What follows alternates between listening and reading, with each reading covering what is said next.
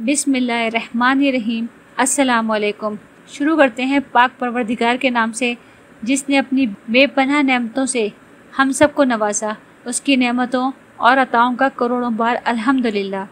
उम्मीद करती हूँ आप सब खैरियत से होंगे। अल्लाह पाक आप सबको हर मुसीबत, परेशानी और मुश्किलात से बचाए। तो गाइज़, यहाँ पर मैंने थोड़ी छोटी सी एक अपडेट थी जो आप लोगों के साथ शेयर करनी थी। मैंने आप लोगों को बताया था कि हमारा पाकिस्तान टूर का प्रोग्राम है, तो उसके लिए मैंने कुछ सामान की तैयारी की है। तो ये एक मुख्तसर सी वीडियो है जिसका शेयर कर रही हूँ। यहाँ पर मैंने अपने ज़रूरत ज़िंदगी के कुछ सामान रखा हुआ है। कहते हैं कि सफ़र में जितना सामान कम हो सफ़र आसान होता है, तो इस वजह से हमने कोशिश ये की है कि हम बहुत कम से कम सामान लेकर अपने साथ सफ़र करें, क्योंकि ज़्यादा सामान के साथ बहुत परेशानी होती है।